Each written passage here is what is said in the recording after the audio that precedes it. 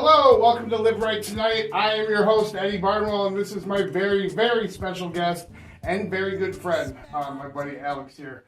Tonight, we're going to get into some other stuff. You know, we talk about a lot, we talk about addiction a lot, and we are talking about that today.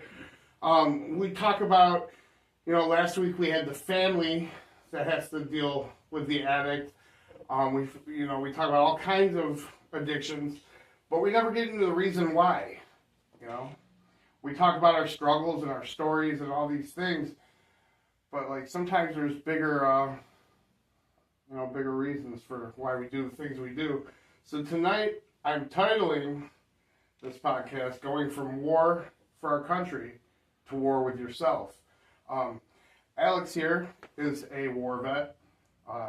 Do you want to tell us a little about that, bud? What was your background? What led you?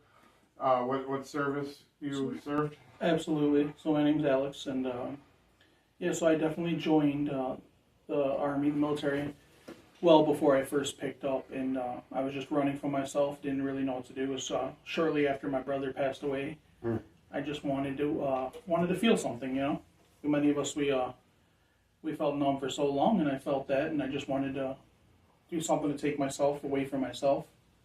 And shortly after I signed my contract in 2009, I was in the 82nd Airborne Division. From there, I spent some time there. I've jumped out of 33 planes and 11 helicopters. I did everything I could to not feel anything. I kept running from this disease of addiction. And because I started from an early age, I didn't know how to feel feelings. I didn't know how to handle emotions. Right. And I definitely don't regret my choice to join the service.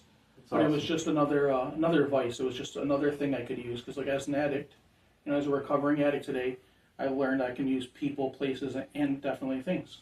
Yeah. And first, before we carry on, I would like to say from the bottom of my heart, I believe I can speak for the rest of our viewers, thank you so much for your sacrifices and your service. That's huge, man. I appreciate that. So yeah, you're talking about how we use things to avoid, other problems. Would you say even joining the service, you were running from feelings of your brother passing, stuff like that, right? Absolutely. So the trauma was already there. Yes. So it's hey, I have trauma. I'm gonna go collect more trauma. Yeah. Avoiding some troubles and responsibilities by creating more trouble and lack of responsibilities. Sure. Yeah. What was your experience in war like? And you don't have to get in depth. Yeah. We don't want all that. Without too much detail. Yeah. I can tell you some of the best times of my life. Sure. And some of the worst times of my life. And some of the people I've served with, I'll hold dear to my heart for the rest of my life. But also some of the most awful times, because it was the first time I really stepped away from home.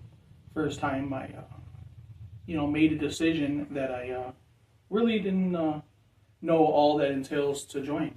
I know that I wanted to ship away right away.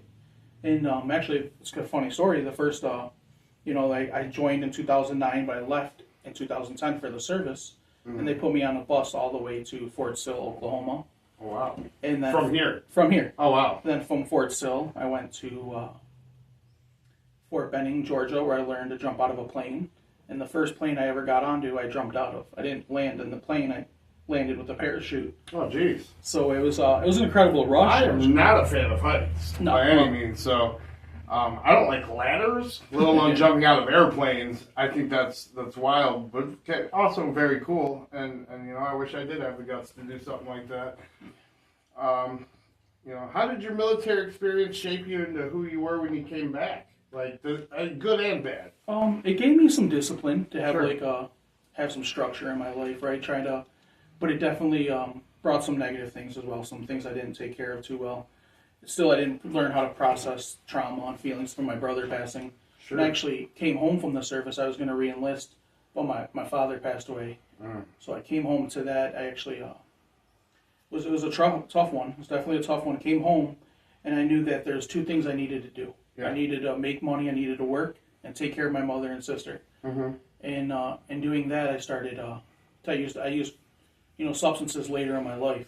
I didn't use when I was younger. I didn't use in high school and college parties or anything. I didn't use much until I started seeing that I was using to avoid life again. Yeah. I was using to escape that stuff. So it gave me that structure, knowing what I need to do, and if I want to stay using substances, what do I need to do that? And it got me quite healthy physically until I came home and threw a lot of that away, threw a lot of my health away in a lot of those years of my life using. Sure.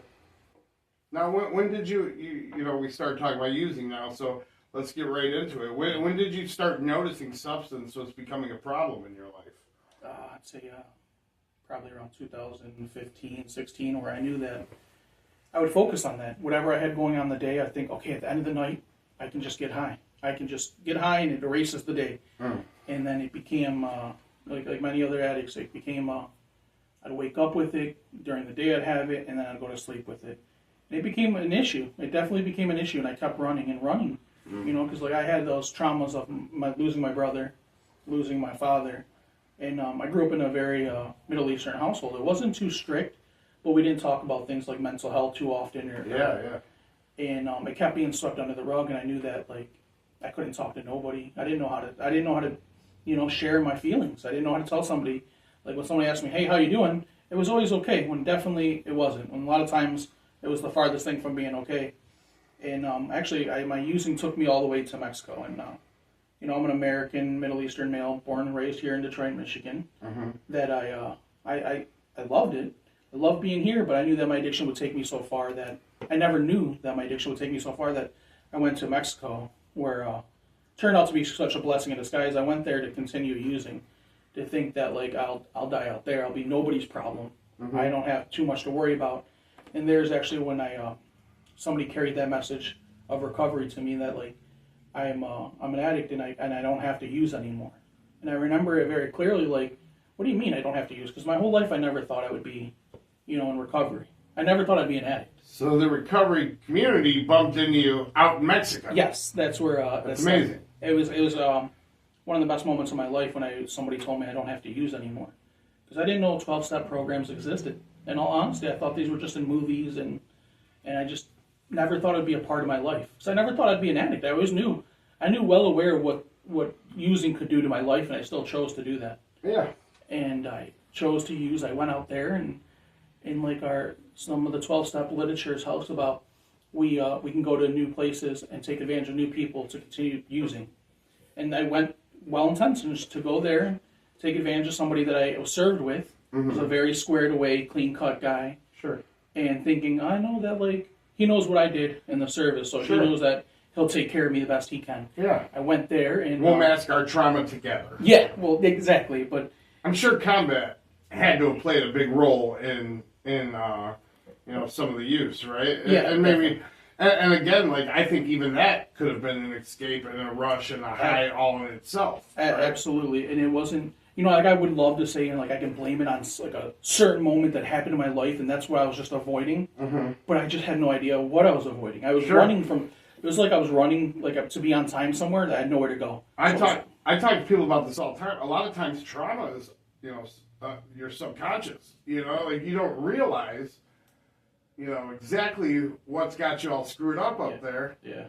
We don't, a lot of times don't even realize that we're screwed up all there until we start doing work and going, oh my goodness. Yeah. Peeling back those layers. This makes a whole lot of sense. Right? It was those aha moments where I remember, getting there and using, and that first person that carried the message to me told me, hey, if you want to hang out from this time to this time, I make a meeting. And it's because I'm a recovering addict. And I was like, well, that's cool. Well, I'll see you when you're done. She said, well, you can come. I was like, as long as I can bring my drugs, as long as I can stay high there. Yeah. Absolutely. So I made some of my first 12-step meetings under the influence. Sure. And I remember seeing people there that, I would go to hang out, and I didn't speak much Spanish at the time. And just thinking, wow, these people are crazy. I'm nothing like these people. And one of them sponsored me when I was there. And I hold this man dear to my heart, this guy named Diego, that he took care of me. He explained that, I'm not alone, I'm not unique, because I thought I was the only one that didn't know what the hell was going on in this world. I didn't know what I was doing. I kept avoiding it. And that's a common thought, right? Yeah. We all think we're unicorns coming into the program, that we're special and that we're unique. we have the right reason to do what we're doing. Yeah, you don't understand why Yes. this is why I was, because I have the biggest problems. Yeah. When then you sit at a table for a couple weeks, you're like, you did what, bro? You know what I mean? So, like, we realize real quick that we're not that unique and that our problems aren't bigger than somebody else's.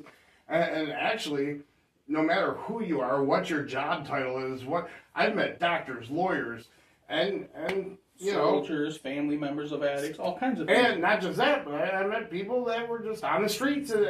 But today I talk to them all the same because I've come to find that we're not unique, and at the tables we're not very different. Not at all. Some people might have been going a little longer than others. Some people might have other stories, and some people might have some of the resources that some people have. And that, that's why I do what I do today, to give those people those resources. But yeah. So I can continue a little bit more talking about Mexico and my recovery. Yeah. And I remember I didn't understand recovery. I just knew I had to stop doing drugs. Sure. And that's all I knew. Just stop using and stop using. And I was off and on for a little bit there until I realized, like, I really don't have to do this. Like, I thought, so, like, I kicked and detoxed in another country where I didn't know the language. I didn't know how anything worked there. Sure.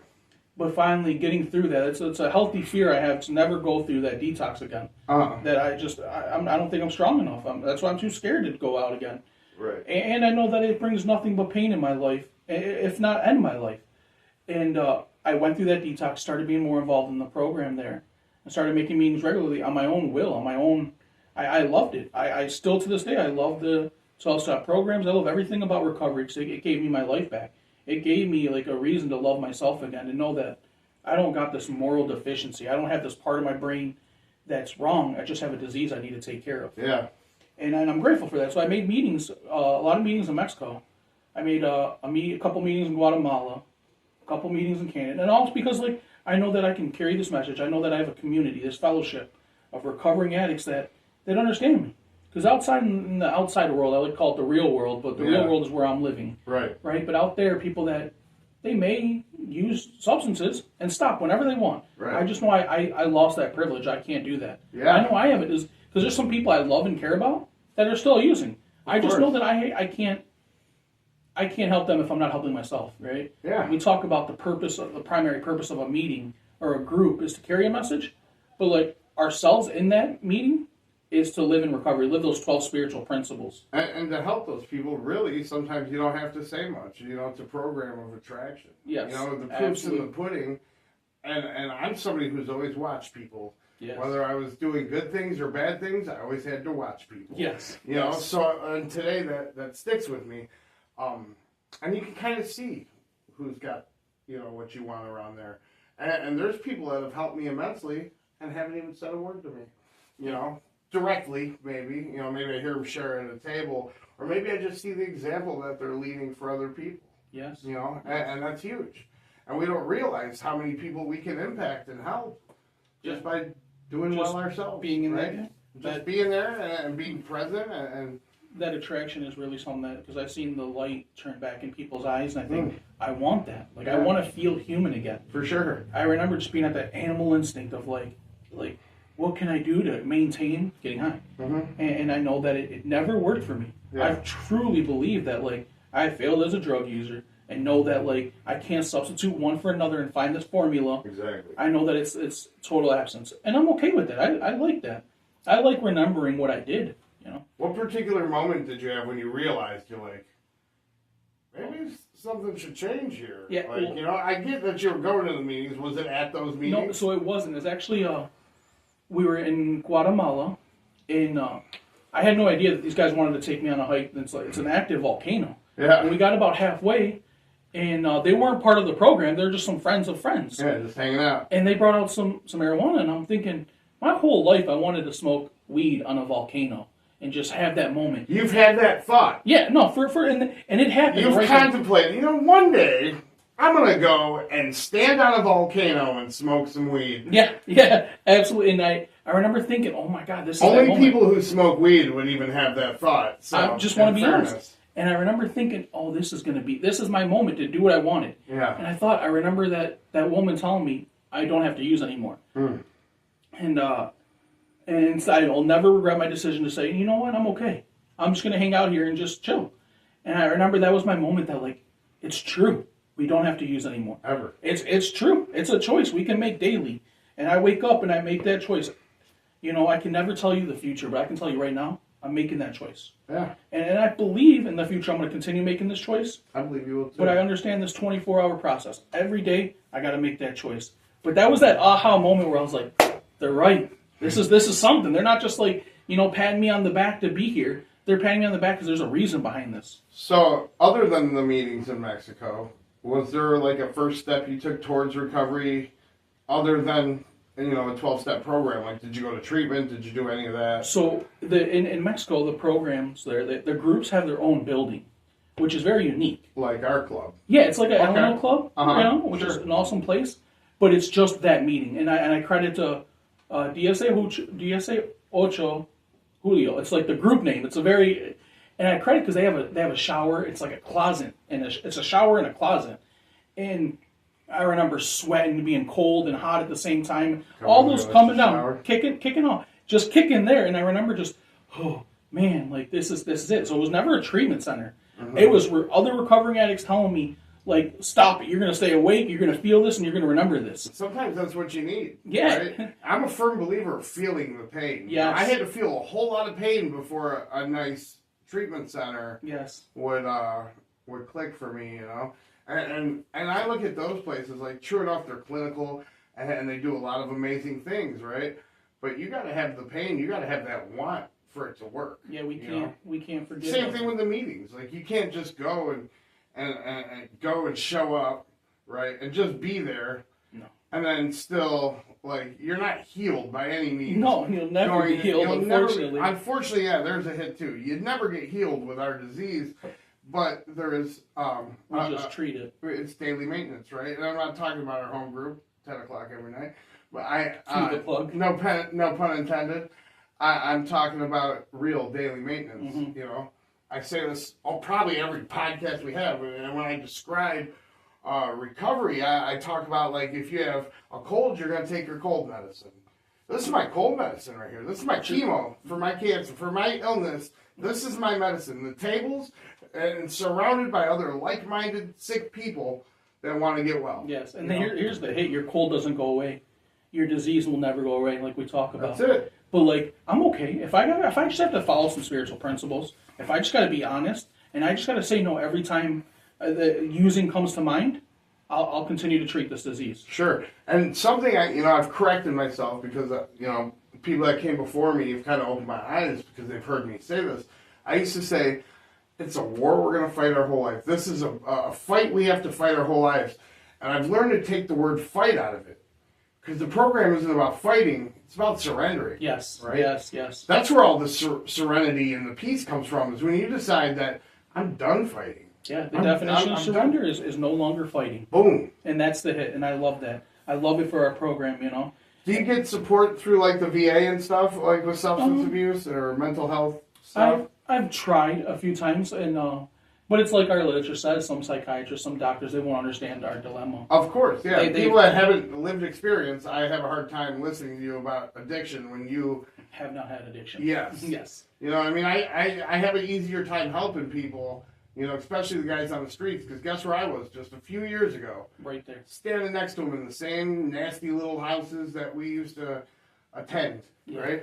Places we don't have to be in. Lived experience is everything in and actually, recovery. I don't want to criticize the VA by any means. No, that's not what I was getting at. I'm very happy with everything that they offer. I'm very grateful for what they offer. Sure. But they offered me countless bottles of drugs, pills after pills after pills. But that's any doctor. Like, yes, you can't just say the VA. That's a doctor in America. And I'll tell the truth. I took advantage of that situation, right? Mm-hmm. And everything was 10 out of 10 pain levels. Sure, of course. That's us, right? Yeah, 100. That's like when I used to go to the dentist and they put the gas on you. Do you feel it yet? Nope, not yet. And you're spaced out of your mind. No way, I don't feel it. But, like, that's just us, right? That's us addicts doing addict stuff. Yes. You know? But, and again, that's not just the VA. We'll make that very clear. It's Yes. not. No. It's Wonderful. every doctor almost today that doesn't understand addiction in America. So, I can tell you. I can tell you a little bit something about it in Mexico, where I, as an American, I'm allowed to be there 6 months at a time, and I spent close to 2.5 years there. mm-hmm. So the way it is you have to get a stamp on your passport to leave the country to come back in. So just saying that, hey, I didn't overstay my welcome. So I would do that, and that Guatemala was so close, I would just go to Guatemala. It'd be a 2-3 hour bus ride. I'm in another country, spend a weekend, and come back. And this is while I was in the process and I was getting clean. Yeah. And it was awesome. It was pretty awesome. You have a pretty cool getting clean story. It was, well, this is the part where I thought, man, is this worth it to get clean? Because I'm still treated as an addict. Well, I was going to Guatemala, coming back, going to Guatemala, and I did this for a majority of a year. And then they changed the law to every 3 months. Oh. And they were looking at my passport with all these stamps, and they had to pull me aside and speak. You're trafficking? Yeah, they thought I was a mule. And I'm trying to explain, I'm clean. And they're like, no, you're not under arrest. I'm like, I'm clean. They're like, okay, you'll be under arrest. I'm still clean. And trying to explain to them, they're just like, no. I can see you panicking. I was sweating bullets, and I'm thinking, I know if I cry, it's not going to make a difference here, so I'm just going to hold these tears for later. I would have loved to have a security camera of them doing this to you, and you bawling your eyes out. That was, and finally, they understood what I was doing. I'm an American, and I'm here just on, a vacation, an extended vacation, and I am clean. Test me all you want. And they kept interrogating me, asking me who I work for.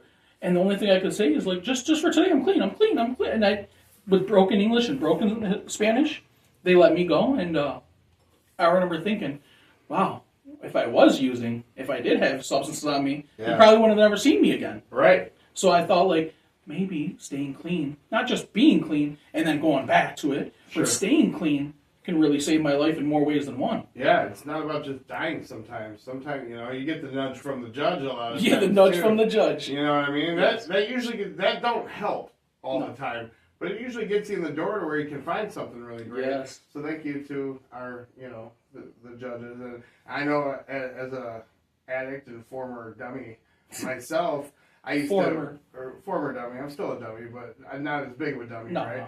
And I know where my lines are, my boundaries are today. But I do think, a lot of the judges played a role in helping me out too. And I've never been sentenced to a 12-step program. I've never been sentenced to stuff like that. Usually... I usually check a list off when you get that. Yeah, right. But I do know some that are very compassionate. And in August, we have one of them coming on the show. Awesome. And they get to say their side of things, right? And what it is like dealing with us on the other side of that bench, which will be awesome. I look forward to that. Me too. Me too. So I got a question. Did your identity as a soldier, did that impact the way you approached your healing and recovery? Well, did you have that military mentality? I had that ego that I can handle anything and whatever. And we have this term we used to say, we die before we surrender. We don't surrender here because we'll die before we surrender. Sure. And when I got to the rooms in Narcotics Anonymous, surrender before you die. I better surrender before I die. Yeah. And I had this small man syndrome. I'm 5'5", on a good day. Man. But I always joke with him because he's one of my best friends. No, we love each other, but he's right. I'm a very large man, and but I had this small man syndrome, and whenever somebody was talking about recovery and I had no idea what's going on, I definitely said, yeah, I totally know what's going on. Yeah, I know what you mean. No idea. And finally, to get honest, and I could start telling you who I really am. Yeah. You can help me now, not this person I want you to think I am. Right. But really me, and it was lovely, man. It's I credit this program and the message, these spiritual principles, to everything I have today. Today, I've got a decent life, Sure. What was your biggest surprise about recovery? Yeah. Well, that's a great question. That's a really good question. What was really shocking to you? When you started to get it, or maybe not showing up, but when you started to really get it, what was your biggest surprise? That I'll never be healed. I was thoroughly upset, thinking I have to do this for the rest of my life, and then once I accepted that, I get to do this the rest of my life. I get my life to do this. That's a fair trade, but understanding this disease of addiction is not just the disease of using drugs. Sure. Yeah, and a lot of people don't get that, right? That this isn't something that we can truly fix. Like, we got a lot of Band-Aids. Yeah. But there's nothing that really fixes or cures, addiction. My dad, God rest his soul, he would always tell me, how many of them damn classes you got to go to? Yeah. I'd be like, first of all, it's not a class. Second of all, you just don't get it. You don't get it. And when you don't get it, you just don't get it. I did not get it for a long time. Yes. I did not understand. And I can say, I was real surprised when I walked in and a bunch of grown men came up and hugged me and told me they love me and welcome. And like, these are things that I was not personally used to with some of the characters I used to run around with. Yes. So like, there's that. The fact that, I could truly be happy. Because I will say for years, I didn't fight overseas. I didn't go to war, but I fought in some wars, right? And a lot of them were up here. Yes. And especially after I got clean, some of the things I've done in the past, you have nightmares, you have dreams, and it's like I can't believe that I was that person for so long. But like my biggest surprise was that there really was a thing called serenity. Yeah, peace is wonderful. When I came in to our program, I looked around, and so like people I'd ask, how like all these, when a newcomer comes in, they go, well, how do I get a sponsor? Right? Everybody just wants a sponsor right now. Just get it done. And a lot of people will tell you, just pick somebody, get a sponsor. I disagree with that, right? And I share about this a lot. I believe that you should come for a little while and look around. Again, this is that looking around thing that I talk about, because I like to evaluate everything and everyone around me, right? And I was told to look for the winners. And this is an expression I use a lot today. Look for the winners. Look for somebody that has something that you want. Just sit there, shut up, and listen. Yes. And that was the greatest advice ever given to me, because that's exactly what I did. I would go in and I would watch people.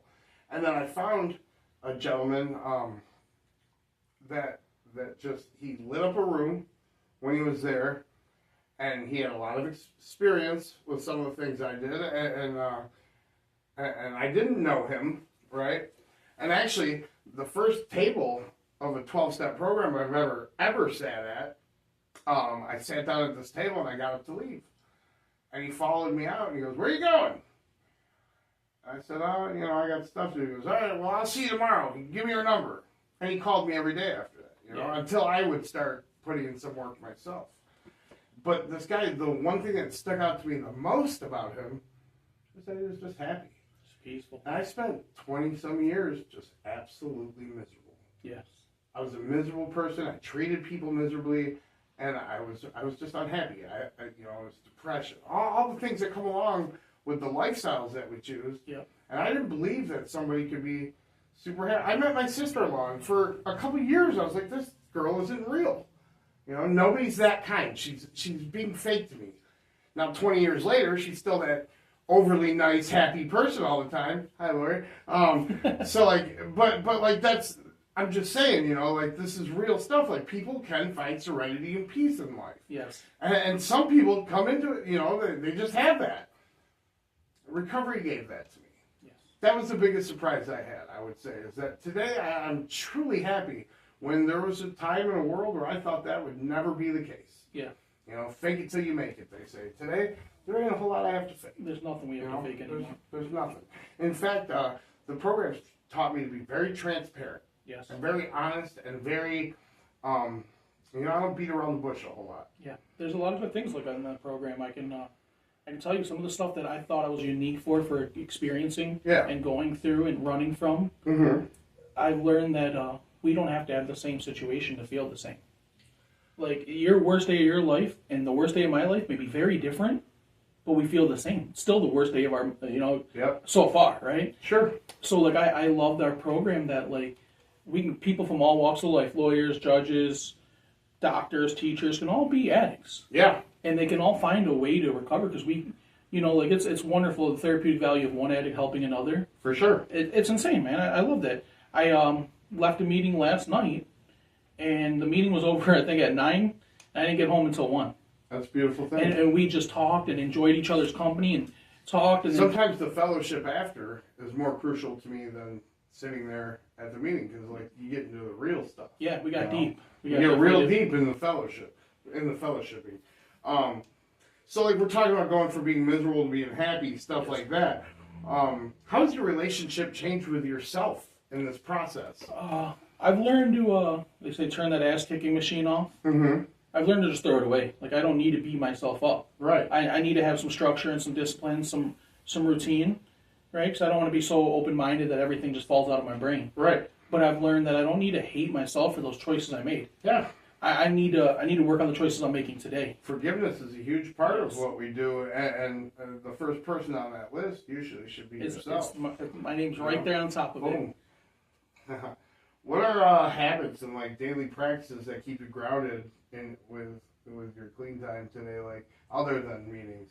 What do you do? How do you stay plugged in? So I definitely I asked around, like, how do you pray? What works for you to a lot of people? And it's something that actually my sponsor told me. He's like, I try to give thanks to my higher power, right, before my feet hit the ground, before I get out of my bed. And I do that. I wake up every day and I'm so thankful that I have another chance at this. Yeah. And then after that, I always try to go with my higher power as well. What does God have in store for me today? Sure. Let me follow that and it's good. And then obviously I stay plugged in. I'm very blessed to be married to another recovering addict. That she works her program, I work my. We don't push each other in any wrong direction. And right. It's always nice to have somebody there. But I also have best friends like you, Eddie. That I can call and be like, hey, I'm having a bad day. I don't even know why I feel this way. And I sponsor a few young men in this program. Sure. And they keep me grounded. I see where this disease can take you. I don't forget where it does. Right. So I always I do my step work. I do my journaling. I read my literature, but not just at meetings. I think that's a big factor.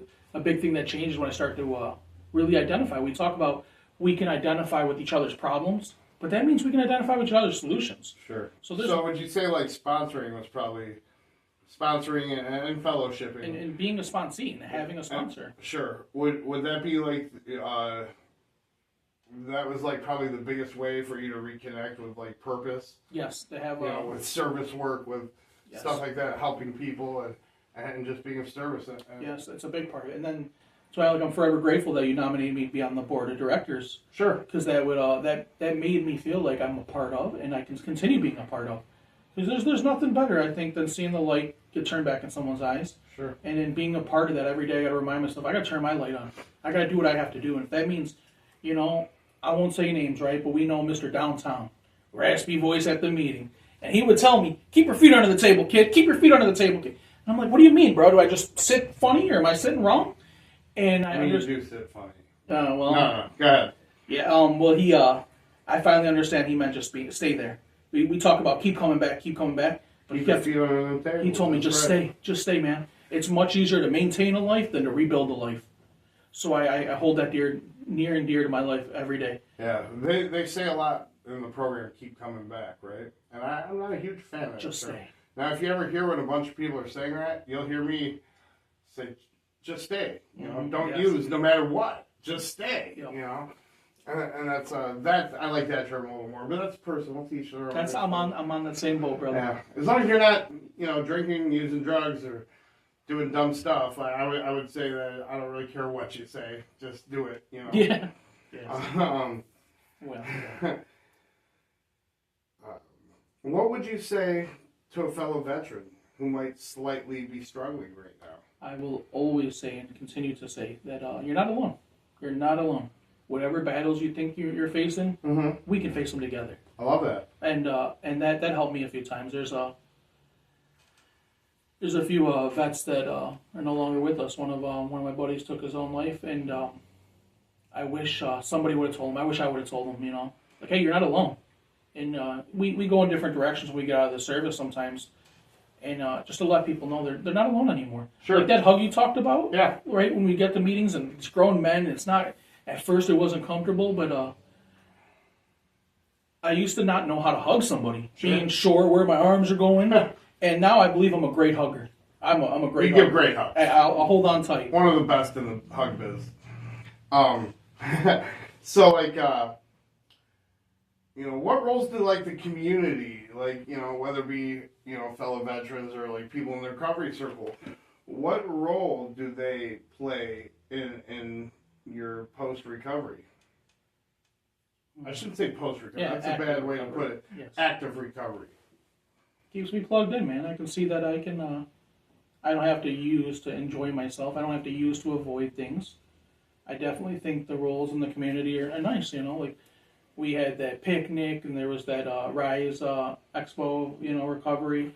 All these kinds of things are wonderful. I see that I don't have to just. I don't have to just make a meeting and think that's going to keep me in recovery. That's right. There's so many wonderful things at this community, and it could be different fellowships. It can be different treatment centers. Recovery. We all have the same. There's many paths to get to recovery, and we just have to pick one. Sure. And if you don't like that one, there's another one. Don't worry. Yeah. Like we got choices today. Are there any like myths? Like I don't know what what's the stigma like in the service about substance? Like, are there any myths or misunderstandings about substance use, amongst veterans? Because I know just amongst, people in general, there's a huge stigma. But is there anything that you'd like to clear up?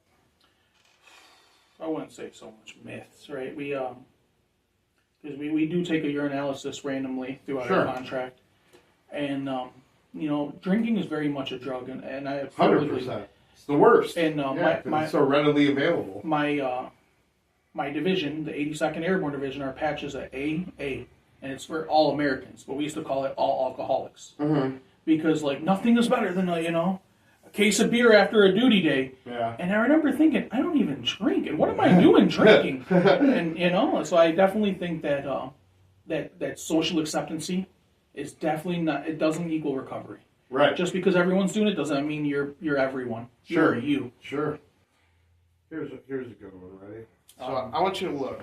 I do this every show, right? Okay. I have all my guests look right into that camera for me. I want you to tell me that. So for the person listening right now and that's thinking, wow, that's me. That's my story. What's the next thing they should do? Look right in that camera and tell them. First thing you should do, I believe, right? And this is my opinion, is you don't have to get high anymore.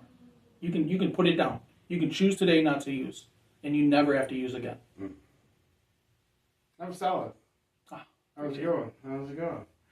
I thought you were gonna go a little longer though, because you stopped. I can. No, I'm just playing. I can give you some. That was solid advice, and that's the greatest thing. Like what a lot of people don't realize is, we do have a disease. I'm a firm believer of that, right? I totally believe that, but we're also making choices. Yes. Just like I made a choice to get high, today I make a choice not to get high. That's what I'm talking about. And you're absolutely right about that. So if you are struggling, make that choice.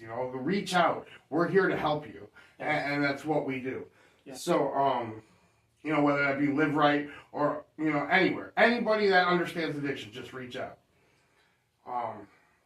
What does your recovery mean to you today? It means everything to me today. It means an active change in everyday life. Because we know, you're not going to convince anybody that getting high sucks. Yeah, it sucks. But recovery is so great. I don't got to convince myself anymore that recovery is great. I can just experience it. Right. And that means, I wake up, and it's so corny, right? I hear it a lot. An attitude of gratitude. But that's really what it's about. When I start to feel grateful for what I have, I get to keep what I have. Now, I remember I was telling somebody just yesterday, people are like, I'm doing everything right, and I feel like I don't have, things are just blowing up around me, everything's bad, and so on and so forth. And I told that person, I said, that could be, because you're in recovery doesn't mean life doesn't life you. No, absolutely. That's how I like to put it. Life lifes the heck out of you sometimes.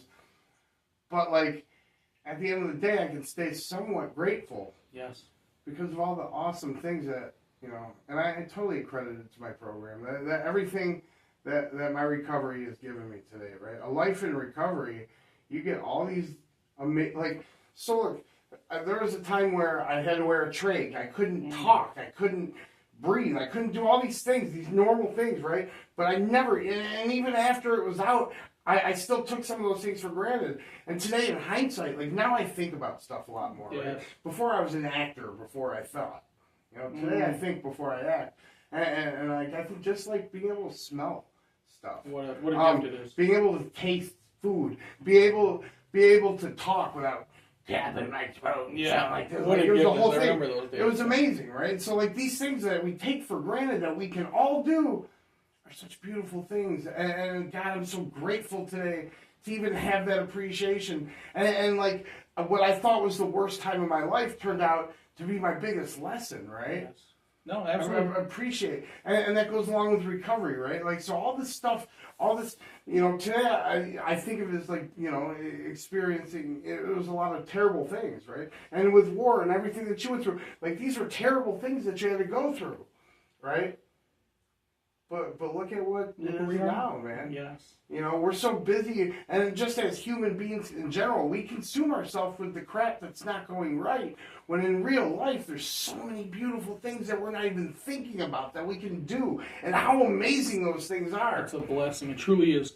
The time I spent in Mexico, sometimes we didn't have clean running water. Right? To just come back here and like, I can enjoy this life again. And I credit a lot of my recovery to the men and women in recovery in Mexico, because they taught me the hard truth, the uncomfortable things, and what a gift it is to be human again. Like you're saying, like these things that we pass over with the minimum concern, thinking like, yeah, of course I get to breathe, of course I got this. Right. But we tend to forget about the times when we didn't. Sure. Like, and that's why I'm a true believer in like this rock bottom place everybody talks about. Mm-hmm. It doesn't have to be the lowest moment. You don't have to OD. You don't have to be in a hospital. You don't have to be I truly believe, and I've heard it, and I can't remember where I heard it, but it resonated with me really well, that rock bottom is not your lowest moments when you decide to change. And when I made that change on that mountain, I knew. Rock bottom where you get volcano, tired. I apologize. You know what I mean? Yeah, you get real tired. You don't got nowhere else to go, so you're making either a left or a right. That's it. And I'm so grateful I chose that path in recovery. Like and it's like free. Like these 12-step programs, I believe in Narcotics Anonymous, we promise freedom from active addiction. Sure. Right? But when I got freedom from something that controlled my life, I've got a blank check that I can write to myself and do anything and anything I want now. Sure. What a gift it is to be human again. Yeah. So what are your goals now? I mean, you made it through you made it through a lot, right? Yeah. And today, I know you're an artist, a photographer. You do all these cool things, right? You get to go see all these cool places and take a lot of real cool pictures. Do all the things you do, and your service with our recovery community is huge. Yes, and I love that. God, I love seeing that, right? Because I remember when you first came around. Oh man, I was broken. And it's really impressive to see some changes. I appreciate that, brother. So what are you working towards now? Like personally, professionally, spiritually? Well, recently my wife and I, we purchased our first home. So it's nobody tells you about those hidden things about home ownership, which is lovely, and it's a blessing I get to do that today. Mm-hmm. I want to maintain my healthy marriage. I love my wife. I love the life I have. Goals I have is to continue to appreciate what I have before it's what I had. Sure. Continue making my meetings, getting honest with my sponsor, being a part of. Like these big goals, like I try to focus in today and a couple days ahead. I don't try to go. Would it be fair to say, like, because I know you love doing service, like, serving, on a bigger scale. Absolutely. That is a goal, man. I think we talked about this a little while ago, where I want to be more a part of recovery, not just my own recovery. Sure. Because like this program gave me so much, it's time I can give back now. And that's a part of our program, right? It says right in the book, you can only keep what you have by what? Giving away freely. That's right, giving it away. Okay, so I got one more question for you. Absolutely. And this, I've met a lot of people, and I'm talking like the old school wars, like the old vets, the guys that come back. Yes. A lot of them are having a rough time right now. A lot of them still, and maybe not, for any other reason than choices, but a lot of them are going through it. So how can you support veterans better in recovery, whether they're family, friends, or listeners right now? How can we, as a recovery community, not you personally, right? But just as a community to welcome. As a recovery community, how can we, because I know that's something I'd be very passionate about, because they gave everything for me, so who am I not to give right back to them? How can we support the veterans, dealing with SUD, so a big part, right? We got to remind not just veterans, but anybody in recovery that you're not alone anymore. That's you it. don't have to, like, NA stands for Narcotics Anonymous, but also never alone. Sure. Never again. And never again we have to do this, right? And I really believe that when we tell people we're not alone, you're not alone anymore, it's a big difference. And we tell people, like, I thought I was too far gone. I was You know, For me, it's a step further, right? yes, and then we can very explain it. You know, like the best time to be in recovery was yesterday, but the second best time is right now. Yeah. So Like, I agree, the thought of not being alone is helpful, right? But I've come to find that, especially around, the rooms and the programs, like, we can't just say things to people, right? we show that love. We got to show them that they're not alone. Yes, And what do they call our program? It's not a me. It's a we program. It's a we program, right? And that's all of them, because nobody can do this crap by themselves. This. I can't, but we can. It's Right. something that sticks with me. I can't, but we can. And like over the years, I've developed a pretty solid foundation. Whether I've always choose to utilize that foundation or not, that was my choice. And I've made some dumb choices in my life. And I'll probably still, I would like to think that, as far as recovery goes, my choices will stay good. But just in general, I do dumb stuff a lot. We're human. We're human. But when I am going through something, it's nice to know that I could call one of my cut men. Yes. And they're there for me, no matter what it is or what kind of bizarre stuff I'm thinking. They're there for me. And I got the cut men that some will co-sign me, but I got the real ones that will be like, bro, check yourself. Yeah. Right? And we need all that. We need people that won't be afraid to hurt our feelings to save our lives. Sure. And I surround myself with people like you, and like that's how like I sponsored these young, and not the young, people equal me. I'm not greater or less than, but like I'll tell you what it is. And I'll ask you, do you want me to tell you something different? Because I got to tell you what it is, and I got to hear what it is too, because I got to tell you the same thing. For me, it's more on the lines like when I was sponsoring a lot of people, I would say things like, I could tell you what you want to hear, or I could tell you what worked for me, right? Yes. Because telling things, in my opinion, telling somebody what to do, nobody can tell. Even today, you tell me to do something, I'm probably going to try it the other way. Absolutely. Just to be me, right? Just because we have an arrogance in humanity, right? Yes. But but suggesting. I'm just telling you your strengths, experience, and hopes will get them far, and it gets me far. I listen to somebody, on the way here, I listen to an open talk and telling people how they made it out of some dilemmas that I may be facing. I love that it's a program for learning for that. And I hope you realize how many people you do help, Alex. And whether you know it or not, with all the things, with the service, with addiction, with mental health, with like everything that you've had to deal with throughout your life, with loss, family members, with all of that being said, and they see how well you're doing now, you're going to save a whole lot of lives, my friend. And I truly believe that. That's profound. And there's not, I say that, fellowshipping is important, and we should be kind to everybody. But when I'm in those rooms today, especially because I work in recovery, there has to be like some sense of detachment to people, because like the double-edged sword of the program is people are going to be around and then be gone, and stuff like that. But today I get close to the winners, right? And I still do it. Just like when the first day I walked in that room, I sit around and I watch people, and I might not high-five everybody and tell them how great they're doing all the time, but I'm watching and I see the winners, right? And over the last few years, I've gotten to know you, and I believe in you, and I believe that your intentions are always going to be to help others and to serve your program and serve the recovery community, and I truly believe that. When we talk about winners, you're the definition of that. You and your wife have become very close to me. Don't get me emotional, brother.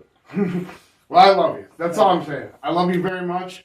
I think I can speak for everybody watching this that we truly appreciate your service for this country and for the recovery community. Because people are fighting wars here, bro. Yeah. And we need guys like you. We need cut men. And you've become one of mine. And I love you. Love you, brother. Thank you. So, that being said, now that we're done being all emotional, stay tuned for next week's episode of Live Rite Tonight. We have another great guest coming up. At the end of this episode, we're going to show our calendar for all the awesome events we got coming up. We still need some sponsorship for Battle of the Bands, stuff like that. So get on our website. We'll post a link for that at the end of this. If you are struggling, if you're going through it, just please reach out. That's all I can say. And accept the help. Have the willingness to do some work. Accept the help. Ask for help. Because we're here and we love you and we want to see everybody get well. Thank you all so much for watching this episode of Live Right Tonight. God bless you. Have a great night.